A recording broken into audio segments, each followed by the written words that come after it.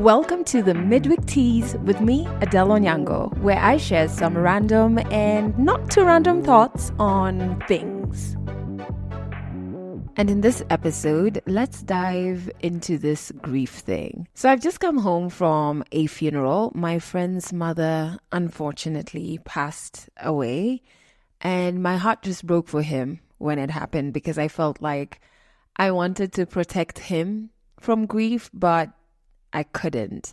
And even just today, seeing him and his siblings, I still wanted to can we just keep this grief away from them? But I couldn't, right? By the time I was 23, I had lost both my parents.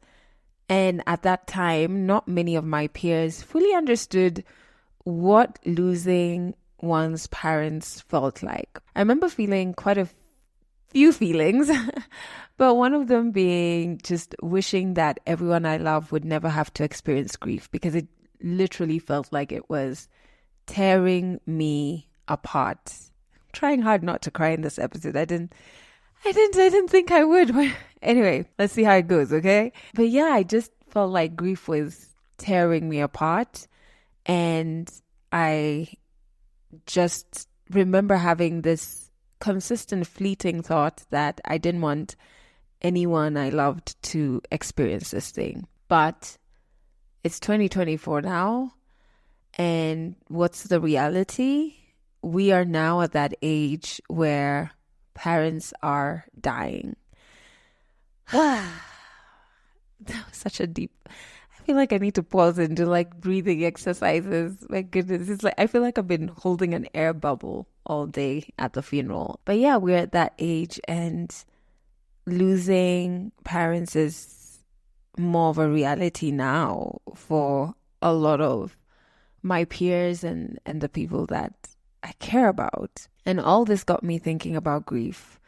And I wanted to share about 5 notes on grief with you in this episode. The first is, your grief is unique. It will not look like other people's grief. Its intensity will be different. How it springs up will be different. The things that trigger it will be different. 12 years since my mom died, and my grief feels just as potent as the first minute after finding out that she was dead. But whilst it's as potent, it shows up differently. And for a while, I assumed other family members were handling grief better than me, because I thought it's this feeling we get in equal dosage, in equal measure, in equal intensity. I literally thought our grief all looked the same, And so when it appeared that everybody else was handling it well on the outside, I thought I was failing at this grief thing. But with time, I've come to understand that people handle their grief differently. It's not always apparent how it affects them. And even though you've lost someone that you and maybe your family or your friends all knew, each of you had a very unique relationship with that person. And so your grief will be equally unique. Second note, get into grief therapy as soon as you can. I wish I did this. I was in therapy when my mom passed away, but it was really revolving around my sexual trauma. I wish I intentionally started unpacking the ways in which I was running away from confronting my grief immediately after my mom died. I think it would have curbed my running away and helped me start understanding my grief a bit better. And speaking of running away, on to my third note. Kipchoge had nothing on me, man. I ran away from grieving my mom, and honestly, even grieving my dad. I ran to my work, which was quite ready to take me in, because at the time I was working 6-day shifts in this really exhausting, demanding job. I ran away to relationships. I ran away to an entire marriage. But one thing about grief, it will demand that you feel it. And not just like surface level feeling, but a deep in your bones appreciation of this person's permanent absence. And so maybe after the funeral, sit still, sit in silence, and just be intentional about starting to slowly accept their absence. Don't run away from your feelings. It just makes it messier. And so if you could get a professional like going to grief therapy to help you sit in your feelings and accept this person's absence, even better. The fourth note, grief triggers other losses. It triggers other losses you've had in your life that you have not grieved yet. And I mean any other losses, not only losses caused by death. My mom's death triggered my grief of my dad that I hadn't really confronted. It triggered relationships or heartbreaks that I hadn't grieved. Like I remember in therapy when we started doing this work of figuring out what other things I hadn't grieved.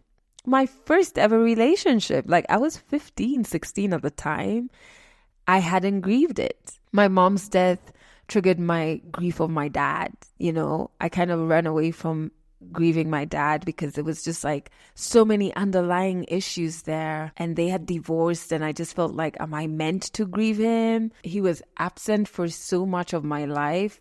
Am I allowed to grieve this person? And what exactly am I grieving? So many feelings that I didn't confront. I just like tucked them away. But when my mom died, that grief tugged the grief of my dad and was like, hey, you're up. Come through. My mom's death also triggered me grieving, the loss of people I thought were dependable and actually moved absolutely mad during my mom's funeral.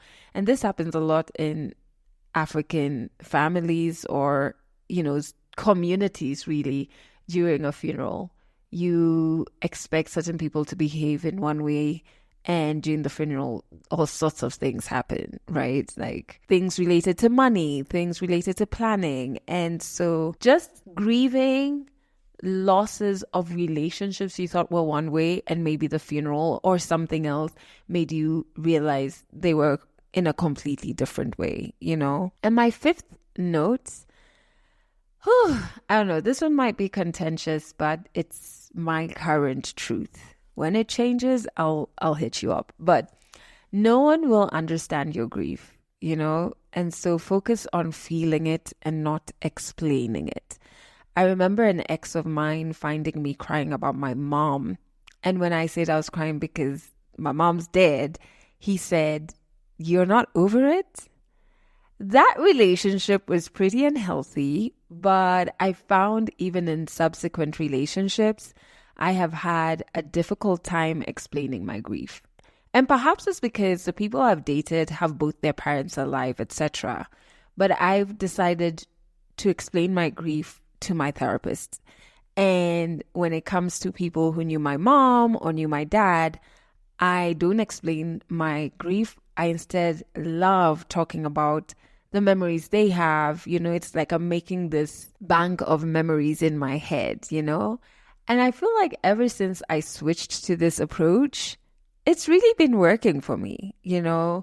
I find that speaking to my therapist about my grief, I don't have to explain too much. I feel lighter, and in moments where I need a solution, I get options of solutions, or coping mechanisms. Let me not call it solutions. Yeah, so I've found that to be a bit more comfortable for me, Maybe in future I would end up with someone who understands grief, and maybe this will change. But for now, I think I'm tired of explaining my grief. I'm tired of feeling bad while I'm explaining that I'm crying over the same thing over and over again. So I just don't. I I only talk to my therapist about it in depth, like explaining my feelings. This approach has worked for me. And so I'm thinking of doing a grief deep dive, like really researching and looking for tips to help you navigate your grief, because maybe it's the funeral today, but it just hit me that it's that time for a lot of us. It's that time parents are getting sick. Parents are passing away. I wish I had like this magic wand to make no one else experience grief. Like, I wish I did. I might do a deep dive.